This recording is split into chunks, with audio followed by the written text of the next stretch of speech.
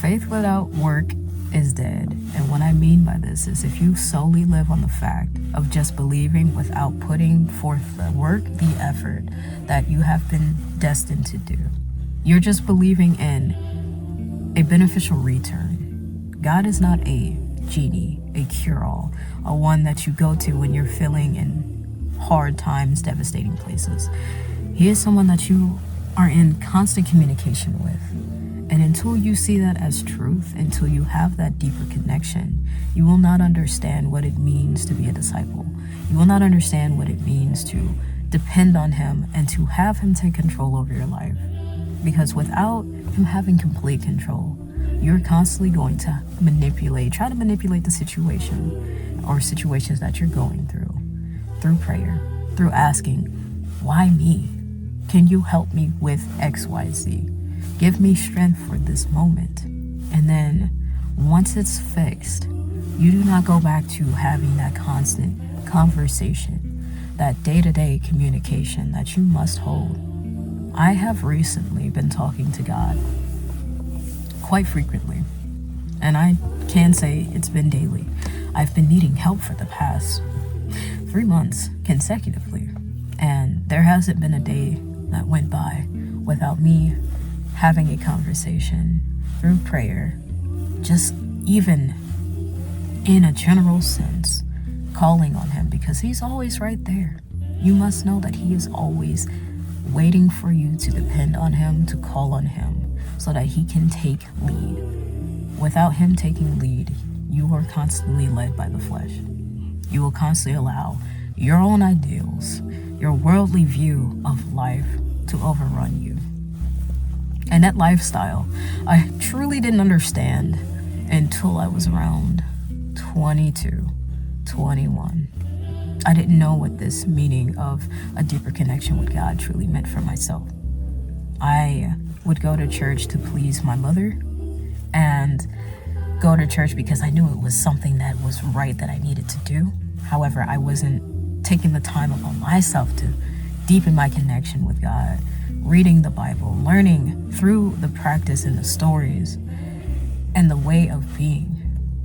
Who am I supposed to be? Where am I supposed to be going? How do I get this message out to people in a way that makes sense? In a way that makes sense for myself as well.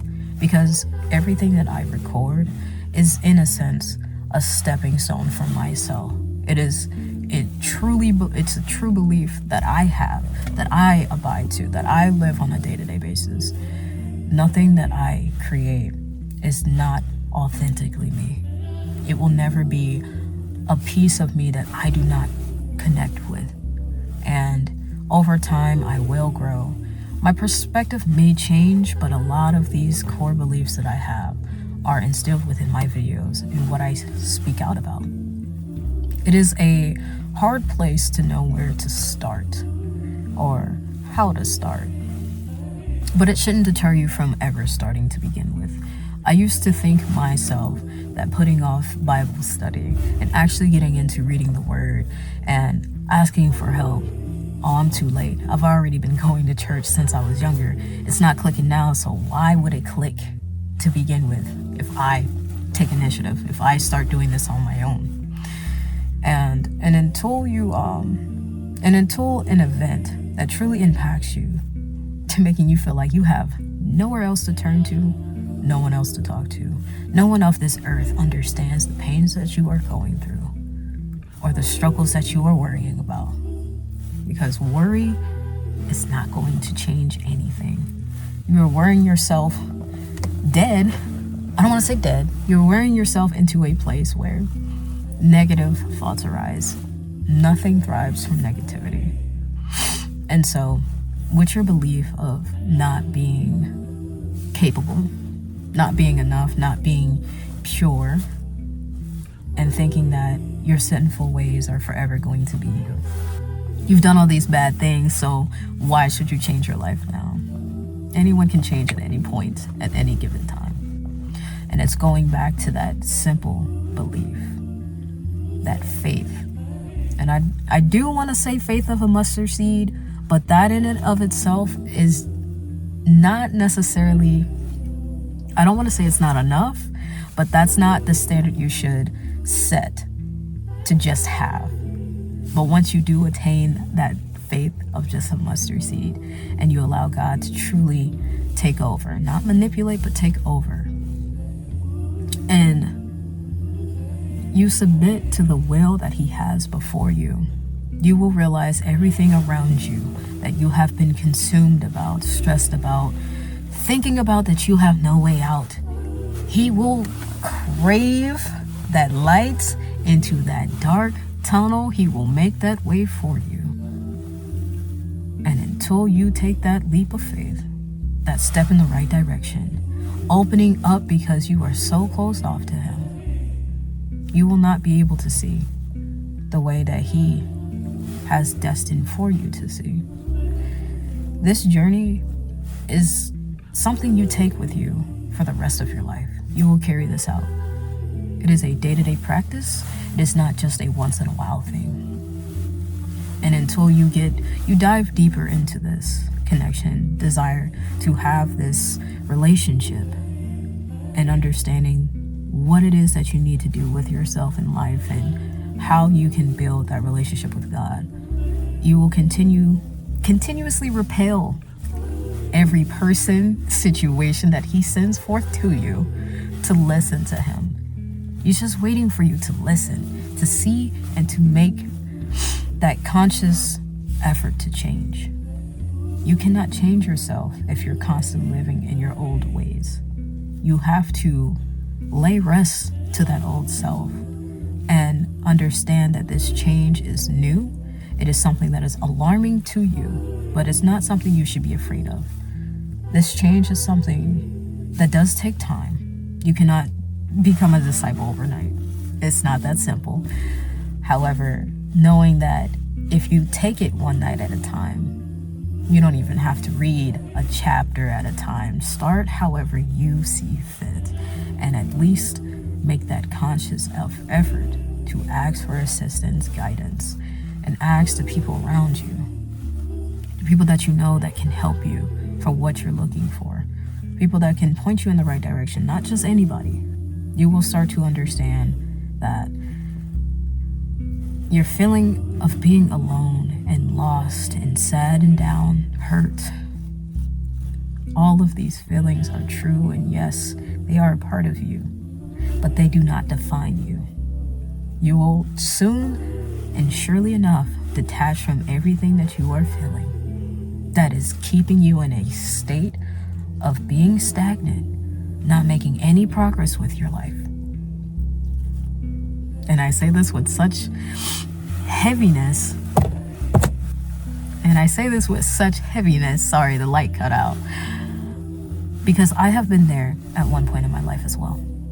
I was to myself a lot of the times, thinking that, oh, I got this. I don't need any external thing or internal studies. I don't need to read or practice.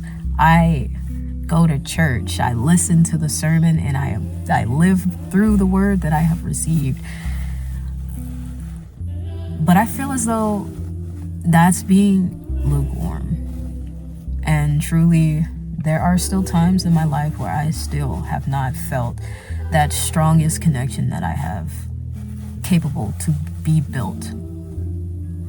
But that doesn't deter me from ever wanting a stronger relationship. It shouldn't tear you down, thinking that you must have this perfect relationship, because we are imperfect beings. We are flawed creatures, and we are full of sin. And the reason being is Jesus is the one that was meant to be perfect.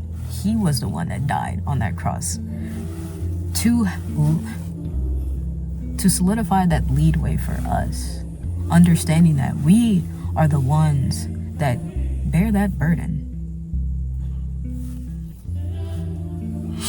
But it's not a bad thing. We must know that the more we listen, the more we read, the more we practice, the closer we will be to Him. And the less we will stray, the less we will sin. And of course, there will be times where you may sin, but do not allow this to destroy the relationship that you have been building. Because repenting, moving forward, and understanding that you are not perfect, you will never be perfect. Striving for perfection is such a terrible illusion that a lot of people hold on to, thinking that you must be a perfect Christian before you actually get into building that relationship. But what is determined? What do you deem as a perfect Christian? A lot of that is sinless people, but you're constantly facing the sins and dealing with the sins that you have and do on a day-to-day basis. I know for one, me in particular, the hardest one that I have seen and struggled to let go of is cursing. Oh my goodness, the tongue is such a powerful thing, and you do not want to take lightly to this. And I know each and every time you get hot-headed enough, heated enough, here it comes. You just blow all of it through. But it is okay. You can keep working on these things and know that they will not consume you. They cannot consume you until you give up. Because when you give up, that's how you know you have failed. Failure is only guaranteed when you stop and give up. Failure will happen, but you have failed when you gave up. You will have failed when you stop believing. You will have failed when you do not care about building that connection anymore. God will give you things when He sees it as necessary. We have not been blessed with the things that we are asking for yet because we are not ready to receive. We are not receptive of those things. You must be patient and keep having faith and keep believing that these things will change naturally, over time, and gradually. They are not instantaneous because, like I said at the beginning, He is not a genie. You must know that this connection is something that you must hold true to yourself and for yourself, not for anyone else. This is you and Him. And everybody around you who may have an opinion on the situation also shouldn't deter you. Their opinions do not matter. What you believe in is what you believe in. I'm not here to convert anybody into believing either. That's not my job. My job is for you to understand that this connection is something you must pick up for yourself, by yourself. Not by yourself. This is a connection you should pick up for yourself. And through that constant practice, you will gain strength and knowledge and understanding that you are exactly where you need to be at this given point in time. And once you start, you will see exactly why people are so grateful, show so much gratitude and thankfulness for this life. Because as crazy as it may be, as crazy as it may seem, you are not alone. You have brothers and sisters in Christ that will help you, that are here, sent here to help the next person, as am I. That is my aspiration in life, and something that I believe that every individual is capable of doing. So let down those barriers. Allow God to truly come into your life. I'm not going to say manifest, but truly take over. And stop trying to control things that are out of your grasp, out of your control. The only thing that you can control, truly, is yourself and how you react to situations. And once you master having peace over those things, nothing else should stray you away from what it is that you were put on this earth to do. And I believe this is definitely something that I hope help someone realize that if you are feeling down in a desperate time, hurtful, painful time, you're not alone. There are a lot of people walking this earth that are also feeling that pain, that struggle, that doubt that you have. Don't ever feel like you're the only one. You're the ostracized person, because you're not. You can speak up. You can talk about these things.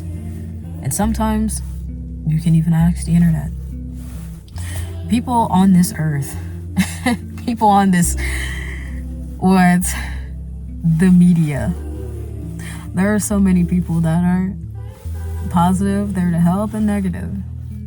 But just ask for help. Advocate for yourself. Don't let yourself be consumed in negativity. And keep working every single day. Self-improvement is one of the hardest things you can do for yourself, because that solidifies you implementing that change and taking accountability for your actions that you've done before that is not helping you be productive now. You want to take that step in the right direction. And all it is a step.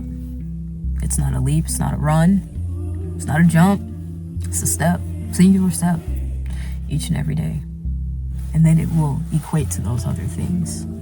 You will start gaining traction and pace. Your pace will pick up.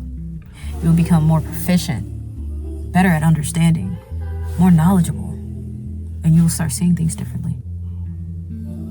So I thank God for allowing me to output this message, because truly talking about this is very nerve-wracking, and I understand why there's a lot of people that say whenever they get into the thought and idea of recording these things, there are so many external forces that are not allowing them to speak and truly captivate what it is that they have in their mind.